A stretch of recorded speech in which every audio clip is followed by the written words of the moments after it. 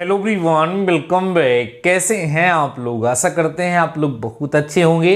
Dear students, आज का हमारा ये लेक्चर आपके चैप्टर ऑब्व्यू अर्थात मैट्रिसेस का थर्ड लेक्चर होने वाला है। डियर स्टूडेंट्स, आज का ये लेक्चर आप सभी लोगों के लिए बेहद इंपॉर्टेंट होने वाला है और डियर स्टूडेंट्स साथ ही साथ ये लेक्चर काफ़ी ज़्यादा इजी भी होने वाला है आप सभी लोगों के लिए। लेकिन इंपॉर्टेंट इसलिए है क्योंकि आज के इस लेक्चर से आपके एग्जाम में मिनिमम 2 क्वेश्चन जरूर से ज़रूर मिलने वाले हैं। डियर स्टूडेंट्स, आज के इस पर्टिकुलर लेक्चर में इस टॉपिक के बिहाफ पर प्रीवियस ईयर में जो क्वेश्चन पूछे गए उनको भी सॉल्व कराने वाला हूं। सो डियर स्टूडेंट्स, लेक्चर को कंप्लीट देखिएगा और जो प्रीवियस ईयर वाले क्वेश्चन आपको सॉल्व कराएंगे उनको जरूर से जरूर नोट करिएगा क्योंकि क्वेश्चंस रिपीट होते रहते हैं। आइए डियर स्टूडेंट्स, आज के इस लेक्चर को हम स्टार्ट करते हैं। आज का हमारा टॉपिक है आव्यूहों पर संक्रियाएं, operation on matrices. Dear students, ये क्या होता है? जैसा कि प्रीवियस लेक्चर्स के माध्यम से हम लोग ये जान चुके हैं कि मैट्रिक्स अर्थात आव्यूह क्या होता है, तो जिस तरीके से रियल नंबर्स को ऐड, सब्ट्रैक्ट, मल्टीप्लाई, डिवाइड वगैरह किया जाता है, उसी तरीके से अगर हमारे पास 2 मैट्रिक्स गिवन है तो उन मैट्रिक्स को हम कैसे ऐड करेंगे, कब ऐड करेंगे, क्या तरीका होता है, उनका एडिशन किन रूल को फॉलो करता है, ये हम सभी लोग जानेंगे ऑपरेशन ऑन मैट्रिसेस में। साथ ही साथ अगर 2 मैट्रिक्स को हमें सब्ट्रैक्ट करना है तो उन्हें हम कैसे सब्ट्रैक्ट करेंगे, अगर किसी मैट्रिक्स को किसी स्केलर नंबर से मल्टीप्लाई करना है तो उसको हम कैसे मल्टीप्लाई करेंगे, ये हम इस टॉपिक के अंतर्गत सीखेंगे और उसके बिहाफ पर प्रॉब्लम को सॉल्व करेंगे। तो सबसे पहला टॉपिक इसके अंतर्गत आएगा आव्यूहों के समप्रियाओं में। डियर स्टूडेंट्स, आव्यूहों का योग, एडिशन ऑफ मैट्रिसेस, पहला टॉपिक होगा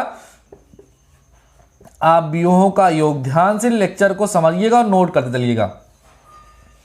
आव्यूहों का योग, ठीक है, जिसको डियर स्टूडेंट्स हम लोग क्या बोलेंगे, एडिशन ऑफ मैट्रिसेस। 2 मैट्रिक्स को हम कैसे ऐड करते हैं, अब ध्यान से समझो डियर स्टूडेंट्स। किन्हीं भी 2 मैट्रिक्स को तभी ऐड किया जा सकता है जब उनके ऑर्डर सेम हो। तो पहली चीज आपको क्या ध्यान रखना है, अगर आपके पास 2 मैट्रिक्स हैं उनको ऐड करना है तो उनका जो ऑर्डर है, order must be same, order must be same. अगर हम किन्हीं 2 मैट्रिक्स को ऐड करना चाहते हैं तो उन्हें हम तभी ऐड कर सकते हैं जब उनका ऑर्डर सेम हो, और जब उनका ऑर्डर सेम हो तो उनको ऐड करने के लिए डियर स्टूडेंट्स क्या होता है, करस्पॉन्डिंग एलिमेंट्स, करस्पॉन्डिंग एलिमेंट्स जो होते हैं इन्हीं को हम क्या कर लेते हैं, ऐड कर लेते हैं। बस इतना सा काम आपको करना होता है। क्या समझाया मैंने? किन्हीं 2 मैट्रिक्स को हम ऐड तब कर सकते हैं जब उनका ऑर्डर सेम हो। जब ऑर्डर सेम होगा तो हम क्या करेंगे, करस्पॉन्डिंग एलिमेंट्स को ऐड कर लेंगे। जब उनके करस्पॉन्डिंग एलिमेंट्स को हम ऐड कर लेंगे तो हमें उनका एडिशन मिल जाएगा। मैं आपको समझाता हूं, जरा ध्यान से समझिएगा। एग्जाम्पल देखो डियर स्टूडेंट्स, एग्जाम्पल के माध्यम से बातें आपको समझ में आ जाएंगी। जैसे A इक्वल टू हमारे पास कोई मैट्रिक्स है 4, 5, 6 और 7। डियर स्टूडेंट्स, लेक्चर को स्किप मत करिएगा क्योंकि बहुत इंपॉर्टेंट क्वेश्चन अभी सॉल्व कराएंगे, वो क्वेश्चन जो प्रीवियस ईयर में पूछे गए हैं। सो ध्यान से समझते चलिएगा। B equal to dear students हमारे पास कोई है, यहाँ पर मैट्रिक्स 1, 2 है, 4 और 5 है। अभी हमें क्या करना है सर, यहाँ पर A और B, मैट्रिक्स A और B को डियर स्टूडेंट्स ऐड करना है। तो ऐड करने से पहले हमें इनका ऑर्डर देखना पड़ेगा। तो इसका ऑर्डर क्या है, 2/2 है, और इसका ऑर्डर क्या है डियर स्टूडेंट्स, 2/2 है। जब सेम ऑर्डर दोनों का है इसका मतलब इनको ऐड कर सकते हैं। तो कैसे लिखेंगे, यहाँ 4, 5, 6 लिख दो, यहाँ 7 लिख दो, और यहाँ पर 1, 2, 4, 5 ऐसे लिख देंगे। अब तरीका क्या होगा, 4 को इसके साथ, इसको इसके साथ, इसको इसके साथ, इसको इसके साथ ऐड कर लो। तो जब इसको डियर स्टूडेंट्स आप ऐड करोगे तो 4 और 1 कितना आएगा, 5 आएगा। 6 और 4 कितना आएगा, 10 आएगा। 5 और 2 कितना, 7 आएगा। 7 और 5 डियर स्टूडेंट जो मिलेगा वो कितना मिलेगा, 12 मिलेगा। तो फाइनली आप देखेंगे यहाँ पर A प्लस B की वैल्यू आपको मिल जाएगी। तो क्या है, कैसे 2 मैट्रिक्स को ऐड करते हैं, आई होप आपको समझ में आया होगा। बहुत ही आसान सा कंसेप्ट है। 2 मैट्रिक्स को हम तभी ऐड कर सकते हैं जब उनका ऑर्डर सेम हो। ऐड करने के लिए डियर स्टूडेंट्स करते क्या है, करस्पॉन्डिंग एलिमेंट्स को ऐड कर लेते हैं। जैसे मान लो कि A इक्वल टू कोई मैट्रिक्स आपको दे दे 1, 2, 3, 4, 5 और 6 ऐसे दे दे, और B equal to dear students कोई आपको मैट्रिक्स दे दे 1, 2, 3, 4 5 6 ऐसे दे दे और आपसे कहे कि a प्लस बी आप फाइंड करो। क्या फाइंड करो sir? a plus B find करो।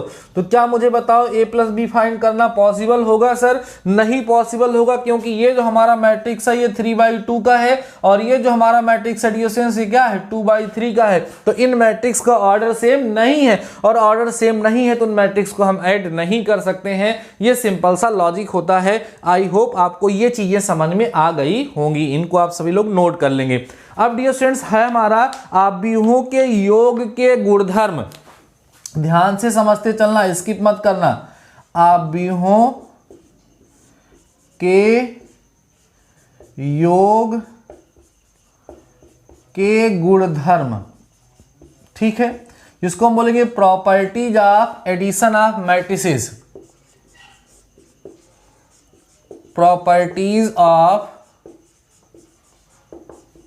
एडिशन ऑफ मैट्रिसेस मीन्स जब हम किन्हीं दो मैट्रिक्स को ऐड करते हैं तो उनका एडिशन किन किन प्रॉपर्टीज को फॉलो करता है, ये यहां पर हम लोग समझेंगे। ठीक है, दो मैट्रिक्स को अगर हम ऐड करते हैं तो उनका जो एडिशन होगा वो किन किन रूल को फॉलो करेगा, ये हम लोग यहां पर समझने वाले हैं।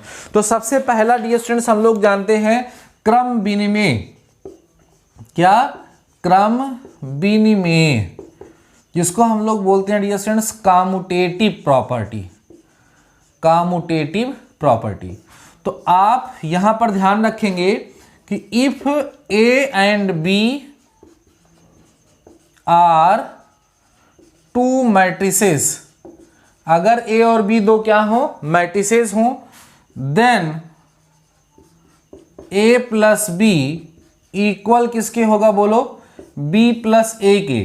मतलब ऑर्डर चेंज करके आप उनको ऐड कर सकते हैं, इससे कोई इफेक्ट नहीं पड़ेगा, इसलिए आप कह सकते हैं it is commutative. It is commutative, addition of matrices is commutative होता है। मतलब जो आव्यूहों का योग होता है वो क्रम विनिमय होता है।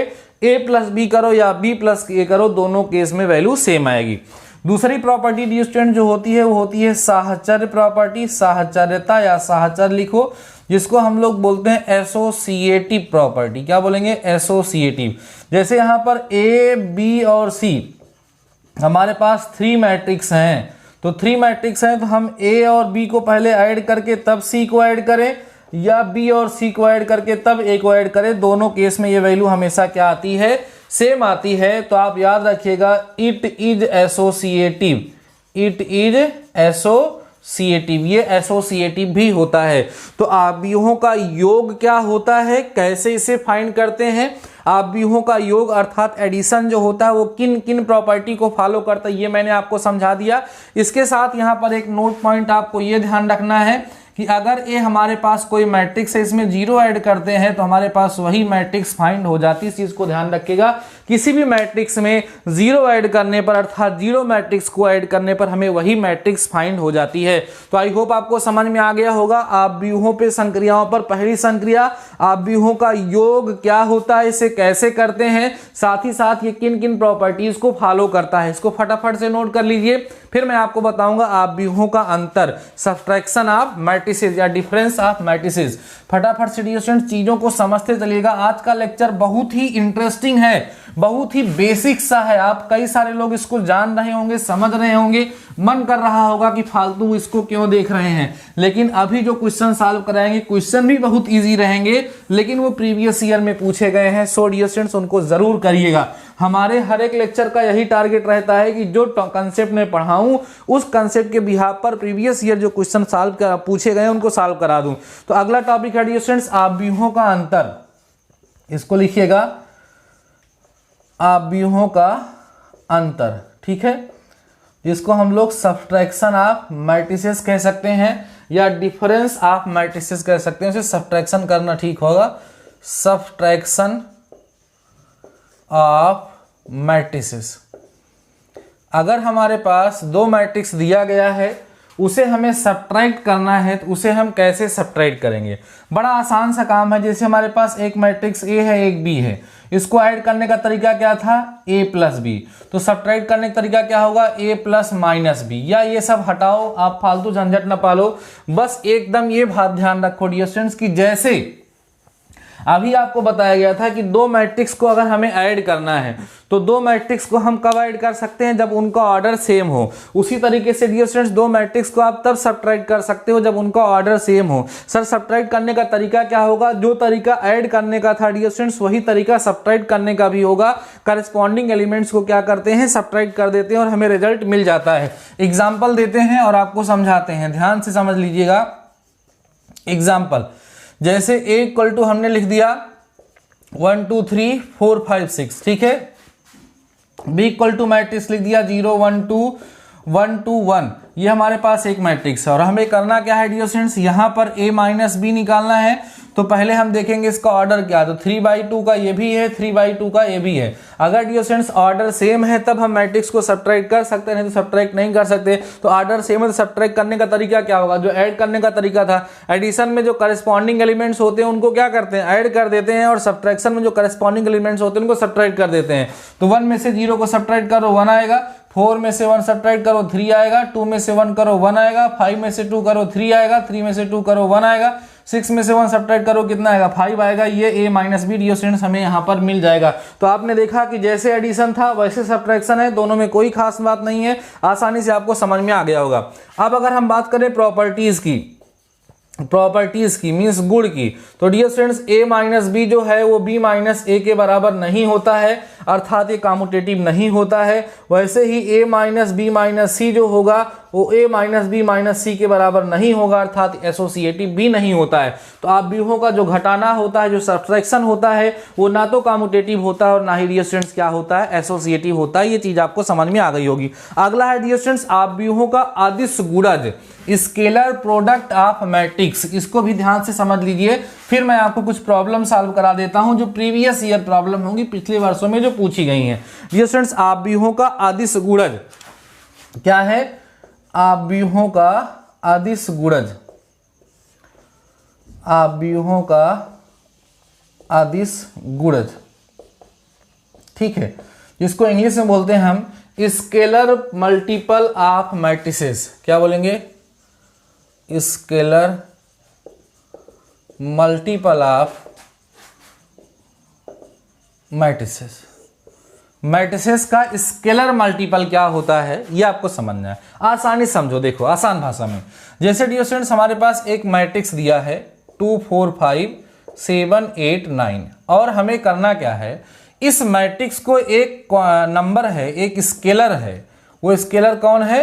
k है। इससे हमें मल्टीप्लाई करना है, अर्थात k इंटू ए हमें निकालना है। तो k से अगर हम इसे 2 4 5 7 8 9 इसको जो है मल्टीप्लाई करना चाहते हैं तो क्या तरीका होगा? तो डियर स्टूडेंट्स अगर हम किसी मैट्रिक्स को किसी स्केलर से मल्टीप्लाई करना चाहते हैं तो उसका तरीका होता है कि उस स्केलर से उस मैट्रिक्स के प्रत्येक एलिमेंट को मल्टीप्लाई करा दिया जाता है।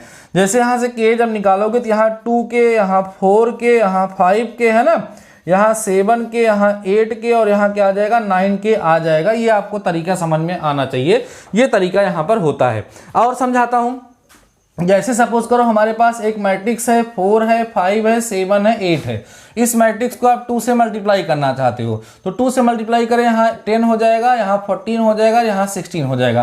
कहने का मतलब एकदम सिंपल भाषा में आपको यह समझना है कि अगर किसी मैट्रिक्स को किसी नंबर से, किसी स्केलर नंबर से मल्टीप्लाई करना है तो उस स्केलर नंबर से उस मैट्रिक्स के प्रत्येक एलिमेंट को क्या कराना पड़ता है? मल्टीप्लाई करना पड़ता है। अगर उस नंबर से आप उसके प्रत्येक एलिमेंट को मल्टीप्लाई कर देते हैं तो वो उस मैट्रिक्स में क्या हो जाता है? मल्टीप्लाई हो जाता है। ये आपको यहाँ पर समझाने का मैं प्रयास कर रहा था। आई होप आपको समझ में आ चुका होगा। अब इसकी कुछ प्रॉपर्टीज भी होती हैं, उनको भी आप सभी लोग ध्यान से समझ सकते हैं। बहरहाल उनको अलग से समझने की जरूरत नहीं है, फिर भी थोड़ा सा हम लोग जान लेंगे तो हमारे लिए अच्छा होगा। जैसे पहली प्रॉपर्टी दी गई है कि k प्लस एल इंटू, हटाओ इसको, आप परेशान ना होइए, इसकी कोई जरूरत नहीं है। ये सब अंडरस्टूड है, जो पुरानी प्रॉपर्टीज थी उसी पर आपको ध्यान रखना है। कुल मिलाकर के अभी 3 चीजें आपने सीखा है कि 2 मैट्रिक्स को ऐड करेंगे तो कैसे करेंगे, सब्ट्रैक्ट करेंगे तो कैसे करेंगे, किसी मैट्रिक्स को किसी स्केलर नंबर से मल्टीप्लाई करेंगे तो कैसे मल्टीप्लाई करेंगे। अब इस कंसेप्ट के बिहाफ पर हर एक साल 1 या 2 क्वेश्चन जरूर से जरूर पूछा जाता है, वही क्वेश्चन मैं आपको सॉल्व कराने वाला हूं। 1 2 3 4 क्वेश्चन हमने प्रीवियस ईयर से सिलेक्ट किए हैं, जो आपके एग्जाम में पूछे जा चुके हैं, उन्हीं को सॉल्व कराऊंगा और फिर आज के इस लेक्चर को समाप्त करूंगा। बहुत ही बेहतरीन क्वेश्चन है और ये प्रीवियस ईयर में पूछे गए, इनको जरूर नोट करिएगा और एग्जाम में इसको तैयार करके जाइएगा। पहला प्रश्न 1 मैं पूरा लिखूंगा यहाँ पर। बहुत आसान क्वेश्चन, देखो ध्यान से। आप कहोगे सर इतना आसान क्वेश्चन आया था? बिल्कुल आया था। यदि a equal to dear students आपको यहाँ पर दिया गया हो 1 4 2 5 3 और 6, ठीक है, तो यहाँ पे लिखा गया है, साफ साफ लिखा है, तो 2a का मान ज्ञात करो। कितना आसान क्वेश्चन है, देखो ध्यान से, मान ज्ञात करो। जी हाँ डियर स्टूडेंट्स, ये एग्जाम में पूछा जा चुका है और ये यूपी डिप्लोमा 2004 में 2012 में, ठीक है, यहाँ पर लिखा है यूपी डिप्लोमा 2012 में ये क्वेश्चन पूछा जा चुका है। आपको विश्वास नहीं होगा तो मैं आपको बता दूं कि ये आपके पास प्रीवियस ईयर पेपर हमारे पास है, इसी से मैं आपको बता रहा हूं। तो अब देखो कितना आसान सा क्वेश्चन है डियर स्टूडेंट्स। अगर हमको इसका सोल्यूशन फाइंड करना होगा तो कैसे फाइंड करेंगे बताओ।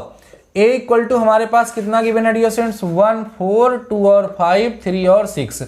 हमें फाइंड क्या करना है, 2a, तो यहां भी लग जाएगा 2 1 4 2 और 5 3 और 6। अब बताओ क्या तरीका मैंने बताया कि अगर 2 से मल्टीप्लाई करना तो प्रत्येक एलिमेंट में मल्टीप्लाई हो जाएगा।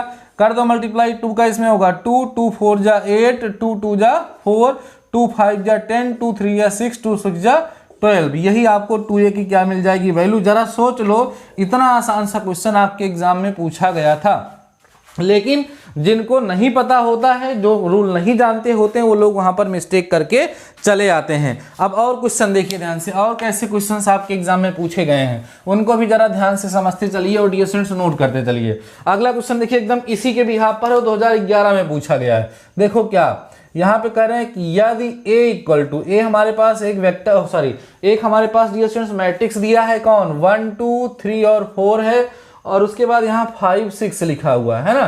तो यहाँ पे कह रहा है कि 3a और प्लस में 2a का मान ज्ञात करो, ठीक है, का मान ज्ञात करो। देखो थोड़ा सा क्वेश्चन यहाँ पर क्या हुआ, बदल गया। ये क्वेश्चन 2011 में आपके एग्जाम में पूछा जा चुका है। अब बताओ इसको आप सभी लोग कैसे सॉल्व करो। क्वेश्चन आसान है, पहले 3a फाइंड करो, फिर 2a फाइंड करो, दोनों को क्या कर दो, ऐड कर दो। केवल कंफ्यूज किया है। अब इसको आप चाहें तो कितना लिख देंगे, बोलो 5a लिख देंगे। अब जब 5a लिख देंगे तो 5a डायरेक्ट निकाल लेंगे। तो यहां से a equal to dear students कितना दिया गया, बोलो 1 2 3 और 4 5 और कितना 6, और आपसे कह रहा है 5a निकालो, ठीक है। 5a निकालने का मतलब 5, यहाँ 10, यहाँ 15, यहाँ पर 20, यहाँ 25 और यहाँ पर डियर स्टूडेंट्स कितना हो जाएगा, 30 हो जाएगा, और ये आपका आंसर हो जाएगा। सोचो कितना आसान सा क्वेश्चन 2011 में पूछा जा चुका है। तो आपको पता चल चुका ना, जैसे 3a निकालना, 4a निकालना, 5a निकालना, 6a निकालना, कुछ भी निकालना, उस नंबर से उस मैट्रिक्स में क्या कर देना, मल्टीप्लाई करने का तरीका क्या होगा डियर स्टूडेंट्स, उस एलिमेंट से या उस नंबर से उस मैट्रिक्स के प्रत्येक एलिमेंट को क्या कर दिया जाएगा, मल्टीप्लाई कर दिया जाएगा। जब उसके प्रत्येक एलिमेंट को उससे मल्टीप्लाई कर दोगे तो आपको रिजल्ट मिल जाएगा। इसको आप नोट करिए। फिर मैं आप चलता हूं नेक्स्ट क्वेश्चन की तरफ, जो प्रीवियस ईयर में पूछा गया है। मैंने स्टार्टिंग में ही बताया था कि आज का लेक्चर काफी ज्यादा आसान है, लेकिन फिर भी एक भी क्वेश्चन को आप स्किप मत करिएगा। अगला क्वेश्चन देखिए डियर स्टूडेंट्स, ये भी पेपर में पूछा जा चुका है। लिखा है यदि a इक्वल टू 1 3 2 4 लिखा है, तथा b जो है डियर स्टूडेंट्स वो भी हमें गिवन है, b गिवन है, 5 है, 7 है, ध्यान देना, 5 7 6 और डियर स्टूडेंट्स 8 है। कह रहे हैं कि तो a प्लस बी योम a माइनस बी ज्ञात करो। a प्लस बी और a माइनस बी फाइंड करना है। ये डियर स्टूडेंट्स यूपी डिप्लोमा 2010 में पूछा गया क्वेश्चन है। कितना आसान क्वेश्चन है, अभी मैंने आपको समझा दिया है कि प्लस कैसे करते हैं और माइनस कैसे करते हैं। जरा सोल्यूशन देख लो इसका डियर स्टूडेंट्स, सोल्यूशन देख लो आप सभी लोग। a इक्वल टू कितना है, 1 3 2 और 4 है। b कितना है हमारे पास, 5 है, 7 है, 6 है और कितना है 8 है। हमें क्या करना है, इनको ऐड करना है, तो ऐड कर लो भाई। a plus B equal to dear students कितना होगा 1 3 2 4 प्लस में यहाँ लिख देंगे 5 7 6 और 8। a plus B is equal to 5 और 6 और 2 8 7 और 3 10 और 8 और 4 कितना होगा 12 हो जाएगा। ये a प्लस बी की वैल्यू आसानी से आ जाएगी। उसके बाद फिर इसने कहा dear students a minus B निकालो, तो निकाल दो। कितना आसान काम होगा, देखो 1 3 2 और 4 लिख दिए, माइनस लिख करके 5 7 6 और कितना लिखे 8। तो a माइनस बी जब आप फाइंड करेंगे तो कैसे करेंगे, 1 में से 5 माइनस करोगे -4 आएगा, 2 में से 6 करोगे तो -4 आएगा, 3 में से 7 करोगे तो -4 आएगा, 8 में से 4 में से करोगे तो -4 आएगा। तो फाइनली डियर स्टूडेंट्स ये आपका क्या हो गया आंसर, a प्लस बी भी फाइंड हो गया और a माइनस बी भी फाइंड हो गया। कितना आसान क्वेश्चन है, फिर भी एग्जाम में पूछा गया है, लेकिन 1 नंबर में पूछा गया है, इसलिए डियर स्टूडेंट्स आपको इसको भी समझना जरूरी होता है। अब हम चलते हैं अपने अगले क्वेश्चन की तरफ और लास्ट क्वेश्चन की तरफ, जो प्रीवियस ईयर में पूछा गया क्वेश्चन है। बाकी आपको ये कॉन्सेप्ट इतना अच्छे से समझ में आ गया होगा कि आपको इस बिहाफ पर कोई भी क्वेश्चन सॉल्व करने के लिए दिया जाएगा ना, तो आप आसानी से सॉल्व कर लेंगे। चलिए डियर स्टूडेंट्स अगले क्वेश्चन की तरफ चलते हैं, ध्यान से समझिएगा। यहाँ पे क्या लिखा है, क्वेश्चन में कह रहा है यदि p is equal to, p हमारे पास दिया है डियर स्टूडेंट्स 1 है 0 0 है, उसके बाद 2 5 8 है और 3 7 9 है। ठीक है, ये p गिवन है, तथा साथ ही साथ q भी हमें गिवन है। q कितना गिवन है, q गिवन है 2 3 5 और गिवन है 0 0 7, उसके बाद 3 5 0। ये हमारे पास p और q दिया हुआ है। तो कह रहे हैं कि तो 2p माइनस 3q को ज्ञात करो, को ज्ञात करो। डियर स्टूडेंट्स ये क्वेश्चन यूपीबीटी की तरफ से 2009 में पूछा गया क्वेश्चन है, तो आप समझ सकते हैं ये क्वेश्चन भी क्या है, इंपॉर्टेंट है, लेकिन बहुत ही आसान सा क्वेश्चन है। 1 मिनट का समय अगर आपको दिया जाए तो आप खुद ही इसको सॉल्व करके फटाफट से डियर स्टूडेंट्स आंसर बता सकते हैं, लेकिन इतना टाइम नहीं है। आइए सब लोग मिल करके इसको जल्दी से सॉल्व कर लेते हैं और अपनी प्रिपरेशन बेहतर कर लेते हैं। जब इसका डियर स्टूडेंट्स आप सोल्यूशन करोगे तो सोल्यूशन कैसे करोगे, कहोगे since p is equal to कितना गिवन है 1 0 0 2 5 8 3 7 और 9 और q जो गिवन है लिख देंगे 2 3 5 0 0 7 3 5 0। ठीक है स्टूडेंट्स, ये हमको गिवन है। अब हमें क्या फाइंड करना है, 2p माइनस में 3q, तो 2 लिखो और p की वैल्यू लिख दो। 1 0 0 हो गया, 2 5 8 हो गया, 3 7 और 9 हो गया, माइनस में 3 लगा के q लिख दो, 2 3 5 हो गया, 0 0 7 हो गया, 3 5 और 0 हो गया। बातें समझ में आ रही हैं, आराम से सॉल्व कर लो डियर स्टूडेंट्स। इसको सॉल्व करोगे तो आएगा 2p minus 3q is equal to 2 से अंदर मल्टीप्लाई कर दो, 2 0 0 होगा, यहाँ 4 होगा, यहाँ 10 होगा और यहाँ 16, यहाँ 6 होगा, यहाँ 14 होगा और यहाँ डियर स्टूडेंट्स कितना होगा 18 होगा। बातें समझ में आ रही हैं। माइनस करेंगे यहाँ पर तो कितना होगा 3 2 जा 6, 3 3 जा 9, 3 5 जा 15 और 3 0 0 7 3 जा 21, यहाँ 9 आएगा, यहाँ 15 आएगा और यहाँ कितना आएगा 0 आएगा। समझ में आ रहा है। अब क्या हो गया, यहाँ पर सब्ट्रैक्शन करना है, करस्पॉन्डिंग एलिमेंट्स को क्या कर दीजिए सब्ट्रैक्ट कर दीजिए और आपको आपका रिजल्ट मिल जाएगा। तो सब्ट्रैक्ट कर दीजिए, 2 में से 6 माइनस करोगे डियर स्टूडेंट्स -4 आएगा, 4 में से 0 माइनस करोगे तो 4 आएगा, 6 में से 9 माइनस करोगे तो -3 आएगा, 0 में से 9 माइनस करोगे -9 आएगा, 10 में से 0 माइनस करोगे 10 आएगा, 14 में से 15 माइनस करोगे तो -1 आएगा, 0 में से 15 माइनस करोगे तो -15 आएगा, 16 में से 21 जब माइनस करोगे तो कितना आएगा -5 आएगा, 18 में से 0 जब माइनस करोगे डियर स्टूडेंट्स तो कितना मिलेगा आपको 18 ही मिल जाएगा। यही डियर स्टूडेंट्स आपका क्या होगा आंसर। कहीं कुछ भूल चूक हुई होगी सब्ट्रैक्ट वगैरह करने में, उसको सही कर लीजिएगा। कुल मिला के प्रोसेस क्या है, तरीका क्या है इसको करने का, वो आप सभी लोगों को बेहतर तरीके से समझ में आ चुका होगा। इसमें किसी प्रकार की कोई समस्या, किसी प्रकार का कोई डाउट डियर स्टूडेंट्स आप सभी लोगों के अंदर शायद नहीं बचा होगा और आप इसको बहुत ही बेहतर तरीके से डियर स्टूडेंट्स समझ गए होंगे। अगर आप सभी लोगों ने इस चीज़ को अच्छे से समझ लिया है डियर स्टूडेंट्स तो मुझे कमेंट सेक्शन में जरूर बताइएगा और आपको विश्वास दिलाता हूँ कि इसमें से बहुत छोटा सा लेक्चर है लेकिन बहुत इंपॉर्टेंट है, इसमें से क्वेश्चन आपके एग्जाम में जरूर आएगा। और हमेशा से इस बात पर फोकस करना है कि जो आसान टॉपिक होते हैं बच्चे उसको स्किप कर दे जाते हैं, सोचते हैं हमारे एग्जाम में नहीं आएगा। नहीं, उसको जरूर से जरूर तैयार किया करिएगा। जितने भी क्वेश्चन मैंने यहाँ पर आपको सॉल्व कराए हैं डियर स्टूडेंट्स, मैंने ऐसे नहीं सॉल्व कराए। अनसाल जो अनसाल पेपर आप सभी लोगों का आता है वो है, आप देखते हैं गोल्ड प्रकाशन की जो आती है वो हमने यहाँ पर ले रखा है और इसी से आपको प्रीवियस ईयर के क्वेश्चन मैं यहाँ पे सॉल्व करा रहा हूँ। मैं यह हर एक टॉपिक के अंतर्गत यही चीजें रखूंगा। अभी जैसे हम अगला टॉपिक जब आपको पढ़ाएंगे डियर स्टूडेंट्स, तो उस टॉपिक में जो टॉपिक आपको कवर करेंगे उसके बिहाफ पर आपके एग्जाम में जो क्वेश्चन आएंगे ना, वो प्रीवियस ईयर में जो आए होंगे उनको भी मैं इसी तरीके से आप सभी लोगों को सॉल्व कराऊंगा और आपकी बेहतर तरीके से प्रिपरेशन कराता रहूंगा। आप बिल्कुल टेंशन मत लीजिएगा। डियर स्टूडेंट्स, हमारा जो नेक्स्ट टॉपिक होगा वो आव्यूहों का गुणा होगा, जिसको आपको पता है कि चैप्टर का सबसे ज्यादा इंपॉर्टेंट टॉपिक है। अगर आपको आव्यूह का गुणा नहीं आता है तो आगे चल के समस्याएं बहुत ज्यादा हो जाती हैं। तो नेक्स्ट लेक्चर में हम आव्यूह के गुणन पर डिस्कस करेंगे, उसके बिहाफ पर जो क्वेश्चन आपके एग्जाम में आए हुए होंगे उन पर हम चर्चा करेंगे, जिससे आपको वो टॉपिक भी बेहतर तरीके से तैयार हो जाए। मैं टॉपिक वाइज लेकर के चल रहा हूं, जिस टॉपिक से एग्जाम में क्वेश्चन ज्यादा पूछ जाते हैं उस टॉपिक को लेकर के चलूंगा। कोई टॉपिक ऐसा अगर आ जाता है जिसकी जरूरत नहीं तो उसको मैं स्किप भी कर दूंगा, लेकिन जो टॉपिक मैं आपको बता रहा हूं उतना आपको करते चलिए। कई सारे बच्चे कह रहे सर अप्लाइड मैथ थर्ड जो है वो टफ लग रही है। टफ बिल्कुल नहीं लगेगी, बस ध्यान से हमारे साथ बने रहिए। फेल तो कोई आपको कर ही नहीं सकता है, इस बात की आप बिल्कुल टेंशन मत लीजिए। बाकी डियर स्टूडेंट्स, आज का ये लेक्चर छोटा था लेकिन इंपॉर्टेंट था। सारे क्वेश्चन सॉल्व करेंगे, इस तरह का और भी क्वेश्चन होंगे, थोड़ी सी प्रैक्टिस कर लीजिएगा। बाकी आज के इस लेक्चर में बस इतना ही। मिलते हैं नेक्स्ट लेक्चर के साथ, नेक्स्ट टॉपिक के साथ। तब तक लिए शानदार रहिए और पढ़ते रहिए।